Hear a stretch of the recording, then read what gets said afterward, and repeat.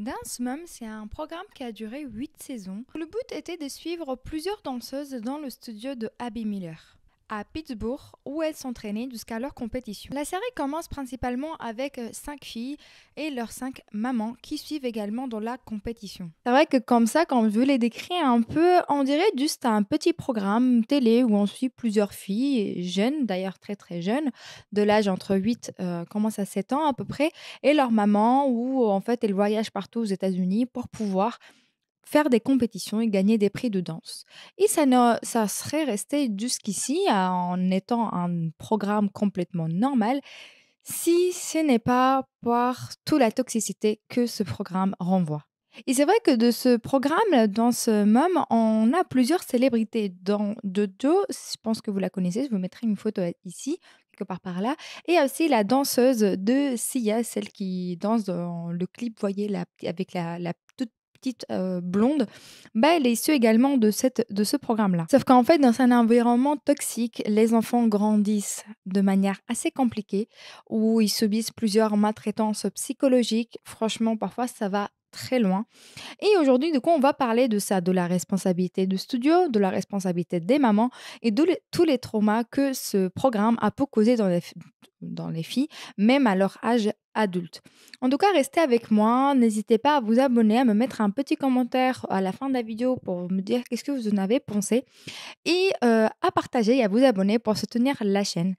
Sans plus tarder, commençons. Pour pouvoir parler de la télé-réalité en elle-même, il faut un peu qu'on parle de sa créatrice. Abby Lee Miller, elle est née le 21 septembre 1965, du coup aujourd'hui elle a à peu près 57 ans, en Pennsylvanie, en Pittsburgh, exactement là où il y a le studio de danse. C'est depuis toute petite qu'elle a grandi en fait dans le monde de la danse parce que sa mère à elle était également danseuse et le studio dans lequel le tournage se passe, c'était le studio de sa mère. Du coup en fait depuis toute petite, elle a toujours dansé. Une fois, en fait, qu'elle a grandi, sa mère lui a donc légué, lui a donné son studio de danse pour qu'elle puisse poursuivre, en fait, dans cette voie-là. Du coup, à son tour, elle est devenue formatrice de danse. En fait, l'idée de programme a émergé lorsque Abby, elle commençait à se plaindre un peu des mamans, en fait. C'est vrai que dans les années 60, les mères, en fait, étaient beaucoup moins investies dans la vie de leurs enfants. On était plus face à des mamans qui venaient déposer leurs enfants et qui ne posaient pas beaucoup de questions. Sauf qu'aujourd'hui, plus le temps avance, plus les mères, complètement légitimes, s'investissent beaucoup plus dans la vie de leurs enfants, c'est-à-dire avec qui ils vont, c'est qui, qu'est-ce qu'ils font, pourquoi ils font ça. Et Abby, ça, elle n'aimait pas trop. Elle voulait que les mamans soient comme celles des années 60, qui déposent les enfants à l'école et qui ne posent aucune question. C'est alors que son copain, dont on parlera un peu plus tard en fin de vidéo, lui donne cette idée de télé-réalité, où en fait elle pourrait raconter tous les problèmes qu'elle a avec les mamans et tous les problèmes qu'elle connaît, toutes les discussions, tous les embrouilles qu'elle a avec ces mères-là. Et l'idée, elle va être transmise à une chaîne télé qui s'appelle Lifetime. Et du coup, je pense que c'est pour ça qu'en France, l'émission, on ne l'a pas beaucoup vue. En tout cas, moi, je l'ai connue parce que j'ai la chance de parler espagnol et du coup, voilà, ça passait beaucoup en Amérique latine, mais également dans les pays anglophones. Du coup, c'est pour ça que je la connais, mais ça m'étonnerait pas qu'en France, on ne l'ait jamais vue. Mais bon, c'est le moment de la découvrir. Du coup, son copain lui donne cette idée. Il donne cette idée à la chaîne de télévision Lifetime, qui, franchement, elle est assez attirée par cette proposition de suivre ses filles en école de danse. Sauf que l'idée, le postulat de base, c'était pas de suivre uniquement l'académie de Abby, mais c'était de prendre un groupe de filles et suivre pendant 5 épisodes seulement différentes académies. Sauf qu'en fait, lorsqu'ils ont tourné le premier épisode dans l'académie de Abby, en fait, ils ont vu le potentiel. Et c'est ainsi que, en fait, à la place de faire uniquement 5 ou 6 épisodes, on est aujourd'hui sur 8 saisons. Oui, ça fait 8 ans que cette télé-réalité dure, malgré toutes les controverses qu'elle provoque. Et on n'a pas dû attendre longtemps pour comprendre que cette télé-réalité, elle est toxique, en fait. C'est dès les premiers épisodes où on voit une Maddie, qui, du coup, la danseuse de Sia, je vais l'appeler Maddie, son nom, c'est Maddie aussi, où en fait, elle se plaint des problèmes, en fait, de douleurs d'estomac. Et en fait, elle fait part à sa mère qu'elle veut rentrer chez elle, que voilà, qu'elle a mal au ventre et qu'elle a envie de rentrer. On voit sa détresse, on la voit pleurer et en fait, sa mère lui dit que non, qu'il faut qu'elle reste malgré la douleur. Stop acting like this. My stomach hurts. Gonna throw up. No. Okay, stop crying. It's making it worse. I want to go home. What do you mean? You never leave dance class. No, my stomach don't know why. Maddie wasn't feeling well. Her stomach hurt really bad. She was crying. I can't stand a child that's sick. What do you mean? You never leave dance, Matt. Maddie is a perfectionist in everything she does. Et c'est super intéressant aussi dans ce programme-là, c'est qu'on ne voit pas uniquement les filles dans le studio de danse, on les voit également chez elles. Et en fait, lors des discussions, on remarque que les mamans de toutes ces filles quasiment, elles ont été elles aussi danseuses. Et en fait, ça m'a fait penser un peu à l'idée que les mamans vivaient à travers leurs filles. C'est-à-dire, elles, toujours étant danseuses, n'ont pas peut-être pu atteindre un certain rêve, et du coup, elles se voient vivre à travers leurs filles. Parfois même les poussant à faire des choses complètement hallucinantes. Et même si l'enfant en soi ne veut pas danser, sa mère ne le laisse pas arrêter. En fait, on est face à des mamans qui sont prêtes à tout et que l'enfant soit toujours le premier, le meilleur. Et en fait, dans ce programme, c'est du coup des filles très très jeunes qui dansent. Et je pense que j'ai pas besoin de vous faire un dessin pour vous expliquer qu'en fait, souvent, surtout que c'est une émission qui est diffusée partout dans le monde, en fait, on a des gens qui sont pas très bienveillants. Il y en a les gens qui commencent par P et finissent par Phil. Je pense que vous connaissez. Voilà, j'ai pas besoin de vous faire un dessin.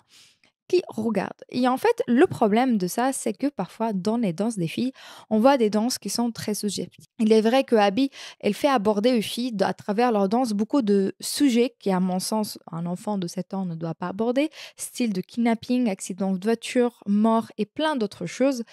Mais aussi, les poussant à faire des danses un peu trop sexy pour un enfant de 7 ans. Et dans mes souvenirs, dès la première saison, on a une danse qui s'appelle Électrique, où en fait, on voit les filles dans des toutes petites tenues, sans parler de maquillage. Même les mamans, elles étaient choquées. Elles ont dit qu'en fait, les enfants ne devaient pas mettre ça, c'était pas normal. Et Abby se défend en disant que c'est artistique et que les enfants, ça les dérange pas. Mais en soi, c'est normal que l'enfant, ça le dérange pas. C'est un enfant, il n'est pas conscient de tous les prédateurs qu'il y a en fait dans la nature. The rest of her costume. That's it. I need to spice it up. Oh. Showing off your sexy little bod. I think it's too sexy. I absolutely think it's too sexy. You know what? Can we not use the word sexy? Can we just say skimpy? You can say scandalous, you can say sassy. It is still too much for their age. Chloe, let me ask you, how do you feel about the costume? Il se défend Abby aussi en disant que elle est dans les spectateurs, il y a pas des gens, il y a que des gens matures et responsables, sauf qu'en fait non, parce que tu sais pas les gens qui se passent à la télé, du coup tu sais pas qui regardent. Et surtout même dans les scènes, et c'est beaucoup connu qu'il y a des gens qui sont pédos nanana, qui viennent spécialement dans trucs de danse pour enfants pour filmer. C'est vraiment dégueulasse, mais ça arrive. Et je pense que c'est quelque chose qu'à prendre en sérieux, il faut pas minimiser. Il y a même un épisode en fait dans la saison 2, l'épisode 9 si je dis pas de bêtises, où en fait on voit des filles. D'ailleurs cet épisode il a été supprimé parce qu'il a fait beaucoup de scandales, où on voit les filles dans une tenue un peu besque avec beaucoup de hume et tout, etc. Et en fait cet épisode-là posait beaucoup de problèmes parce que les filles en haut, elles avaient un espèce de bandeau cher, comme pour faire genre elles étaient nues. La danse, je vous dis pas à quel point elle était suggestive. Et en fait, même les jurys étaient choqués. Genre, les jurys, c'est censé des jurys de danse, du coup, qu'ils sont l'habitude de voir, ils étaient choqués. Je ne sais pas si je pourrais vous mettre un extrait, mais peut-être je vous mettrai juste le lien pour aller le voir, parce que voilà, ils ont voulu le supprimer à tout prix et je pense qu'il a fait vraiment beaucoup de scandale pour qu'ils le suppriment à ce point-là. Et c'est vrai qu'en fait, l'art et la danse, c'est un art corporel. On utilise le corps pour exprimer une certaine passion, pour exprimer, pour transmettre des sentiments. Mais je pense que le but d'un professeur de danse est de pouvoir fixer bien la limite entre l'art qu'est la danse, l'art corporel qu'est la danse et la sexualisation des enfants. Il y a un autre sujet aussi extrêmement intéressant, c'est les disputes. C'est vrai qu'en fait, ce programme, il a eu énormément de succès, c'est grâce aux disputes entre Abby et les mamans des filles. Et les disputes, c'est vraiment hallucinant. C'est-à-dire, je ne sais même pas comment on peut faire passer ça à la télé. C'est vraiment, je vous mettrai des extraits, c'est hallucinant. You're yelling at her. You had too much to drink. You better settle with that, bitch. Stop! Bitch! Stop! We should put Kalani in her place. No, I never said that. Yes, you most certainly No, did. I didn't, dingbat. Listen, I said, Brooke, is your mother Get speaking your for finger you? Do you out want to of be my face. Girls out the room. Yeah, you Girls would eat out me. the room.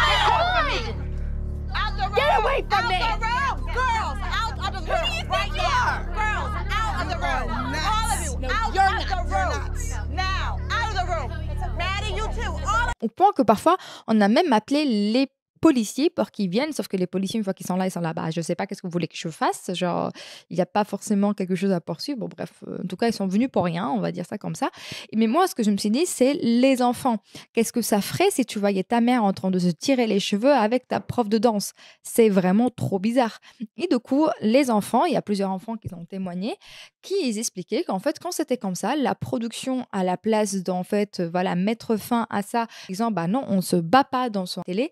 Tout le contraire, en fait, elle prenait les enfants et elle les mettait parfois dans des armoires, dans une chambre, dans la salle de bain, pendant des heures, pendant que leur mère se battait entre elles. En fait, surtout que parfois, les sujets étaient les enfants, c'est-à-dire que les mamans vont aller se battre, disant, bah non, moi, ma fille, c'est la meilleure, moi, ma fille, c'est la meilleure. Je me dis, quel poids pour les enfants, parce que je pense qu'elles doivent souvent, et on les voit souvent pleurer, parce que je pense qu'elles doivent penser que c'est leur faute. C'est pour ça que leur maman se battent, alors qu'en fait, non, ils n'ont aucune faute là-dessus.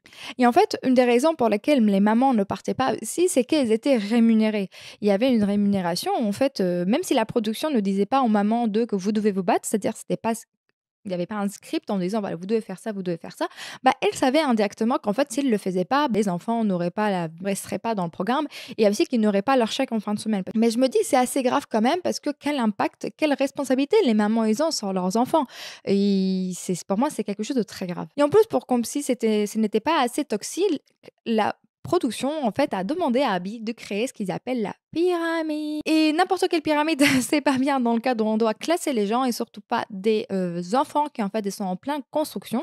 En fait, le but de la pyramide, c'était que chaque semaine, Abby prenait sa préférée, et celle qui l'avait le mieux réussi, pour la mettre tout en haut de la pyramide. Et voilà.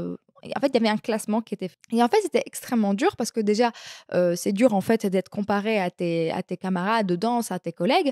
Et surtout qu'Abby ne se privait pas du tout de dire que Maddie était sa préférée. Et en fait, il y a même un vidéo récapitulatif sur YouTube où en fait, on dénote tout le nombre de fois où Maddie a été tout en haut de la pyramide. Routine.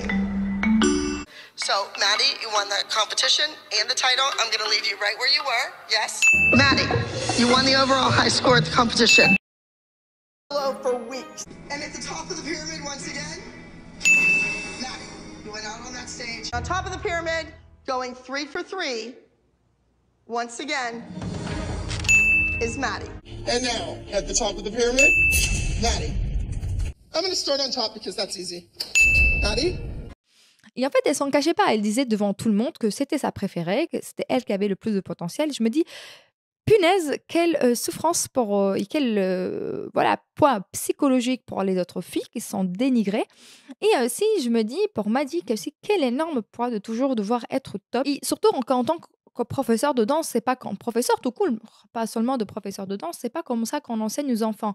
On les humilie, on les décourage, bah en fait ça va faire que le créer de trauma au point que l'organisme de professeurs de danse américain, ils ont fait un communiqué en disant qu'en fait ils n'avaient aucun rapport avec Abby, qu'en fait ils n'étaient pas du tout avec ses pratiques d'enseignement. Et parfois l'humiliation allait trop loin, c'est-à-dire qu'on va avoir un épisode dans la saison 4 où en fait il y a une nouvelle fille qui arrive.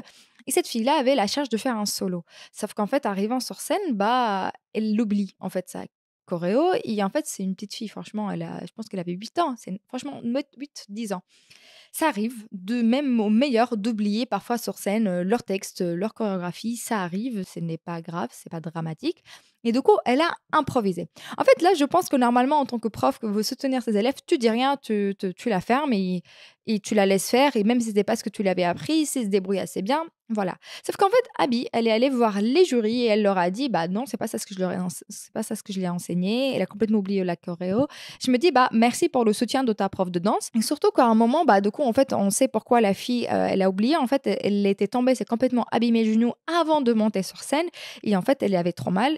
Et même comme ça, elle a fait sa danse. Et Abby, en fait, elle l'a complètement humiliée. Elle a dit qu'elle n'était pas au niveau, qu'elle voulait rien savoir de tes excuses et qu'il valait mieux pas qu'elle pleure pour la faire sentir mal, pour l'avoir engueulée. Alors que si, c'est pas normal. Tu peux pas engueuler comme ça ton élève.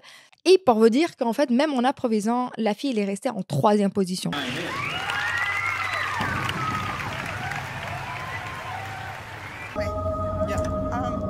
This kid just forgot her whole dance. She's making it up. She's a kid that auditioned for me. She just forgot the whole dance and she's making all this crap up as she goes along. So, disqualify her. disqualify her for that reason.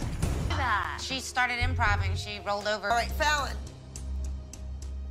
I'm very disappointed in you. We worked hard on that routine. You went out there, you forgot your dance, you were just bumbling around on the stage. I don't really need your side of the story. I don't really care what happened because the judges and the audience all think that you were a little kid who got in way over their head this week and forgot their dance. Don't cry, because you're gonna make me feel bad for yelling at you. 6.3 points is Miss Fallon with act number 17, Voices in My Head. Il y a aussi, du coup, pour montrer un peu ce favoritisme qu'elle avait envers Maddie, c'est qu'en fait, Maddie, à un moment aussi, elle monte sur scène, elle oublie sa chorégraphie, bah, on peut pas le vouloir, c'est normal. Ça arrive, et en fait, elle part carrément de la scène.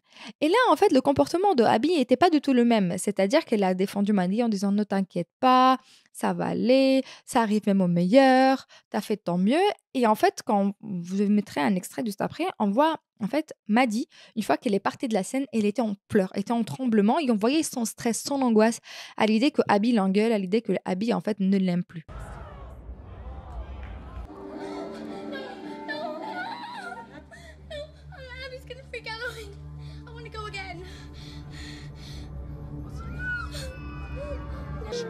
Abby's gonna eat me. She is not. Baby, look at me. She's gonna eat me. I've never done this. I've never done this. I'm looking at Abby, and she's sitting over there crying hysterically. Let me think. Nia forgot her solo. Abby didn't cry. Paige forgot her solo. Abby didn't cry. Chloe forgot her solo. Abby didn't cry. Maddie forgets her solo. It's Waterworks. Aw, see, she thinks you hate her. See, I told you she doesn't hate you. Maddie, it's not your fault, honey. You were such a fabulous kid. Il m'a dit, elle a dit que même aujourd'hui, à cause de tout ce qu'elle a subi de ce programme de danse, en fait, elle est extrêmement perfectionniste et ça le cause énormément de crises d'angoisse, dans le sens où en fait, si elle fait pas quelque chose de bien, bah en fait, elle va être stressée, voilà, en fait, elle va faire des crises d'angoisse et elle est en thérapie depuis quelques moments. Et en fait, ce programme a même dégoûté beaucoup de filles de danse, c'est-à-dire qu'il y a des filles qui sont arrivées et qu'en fait, à cause de ça, et elles ne peuvent plus danser, ça les a traumatisées. Et en fait, au-delà de ça, il y a aussi le côté que c'est une émission télévisée. C'est-à-dire que ça, il y a des familles qui regardaient ça ensemble. Il y avait des enfants qui regardaient ça. Un enfant, quand il voit à la télé des autres enfants se faire maltraiter qui ne disent rien, et les adultes surtout ne disent rien, bah lui, si par exemple dans sa vie il subit ça de n'importe quel contexte, bah, il va se dire que c'est normal et que si les filles de la télé n'ont pas parlé et apparemment ça passe pas de problème, c'est qu'un comportement normal. Alors qu'en fait, pas du tout. Aucune personne ne mérite d'être humiliée comme ça, aucune personne ne mérite qu'on lui parle comme ça, ni qu'on la traite de cette façon-là, ni non plus de grandir dans une ambiance où c'est toxique. C'est des filles qui, quand même, ils ont été surexposées sur les réseaux. On les voit parfois dans des conditions des plus grandes vulnérabilités.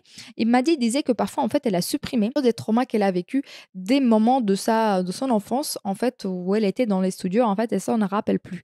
Et elle est aussi incapable de regarder ça pour, en fait, de se voir juste elle en train de subir tout ça. Elle disait que pour elle, c'était insoutenable. Et en fait, je voulais, même si cette vidéo, elle est longue, je voulais un peu aborder la personnalité de Abby Lee Miller, parce que pour moi, c'est une personne qui est extrêmement problématique. Peut-être un jour, je ferai une vidéo uniquement dédiée à elle, mais je voulais quand même l'aborder pour que ça soit compris dans cette vidéo-là.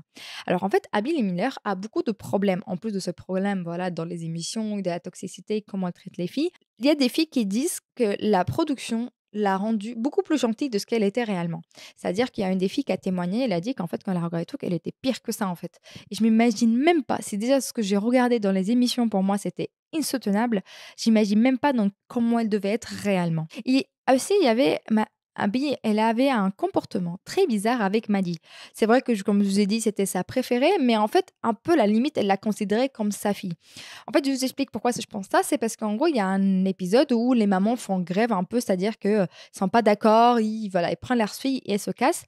Et le lendemain matin, quand Maddie arrive et elle va parler avec Abby, elle lui dit, voilà, j'ai envie de faire un solo, en gros, un truc comme ça.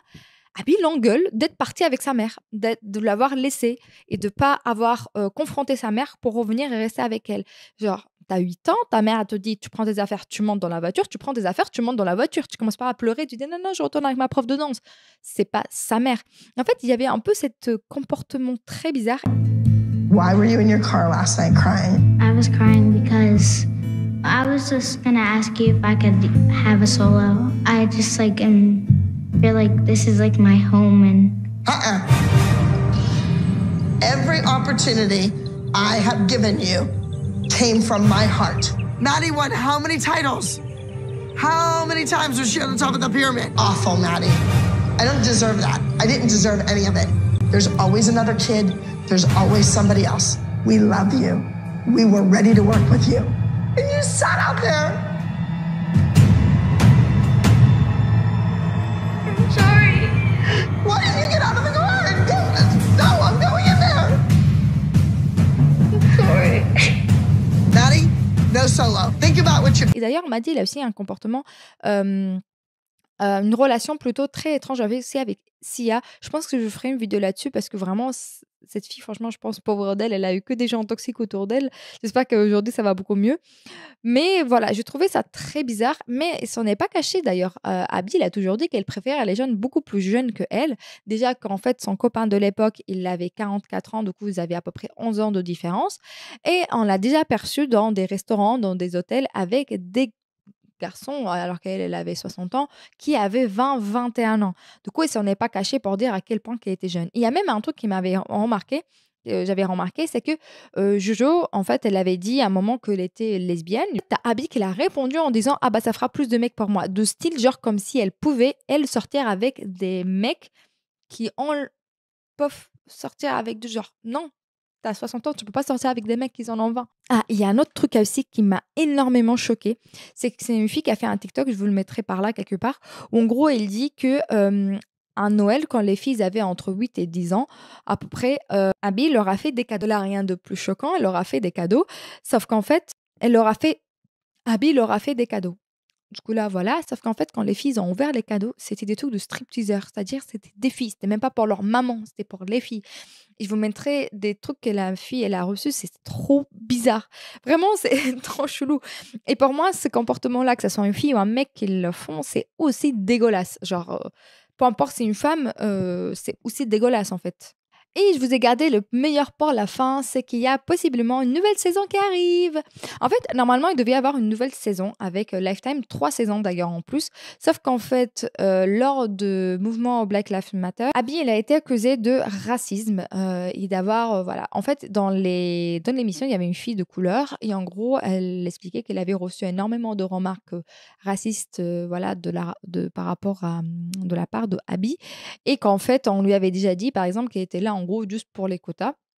Donc, sauf que du coup, Lifetime, parce que c'est des accusations qui sont assez graves, ils ont complètement mis fin au contrat. Ils ont dit non, en fait, on ne sait pas.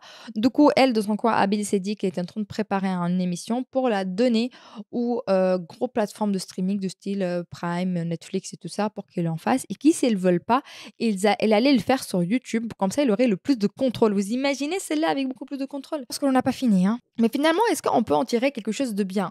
D'un côté, oui, c'est-à-dire que les filles qui ont participé à ce programme, pas toutes, mais une petite partie, elles ont gagné beaucoup d'abonnés. Du coup, aujourd'hui, elles sont considérées comme des influenceuses, dans le sens où, en fait, elles font des partenariats avec des marques, où, en fait, elles peuvent, voilà, sont un peu connues dans le milieu de Hollywood, parce qu'en fait, en plus de participer à l'émission, ils ont beaucoup participé, ils ont rencontré des célébrités, ils vivaient à Los Angeles, ils ont participé à un truc de Nickelodeon, bon, bref, même délire.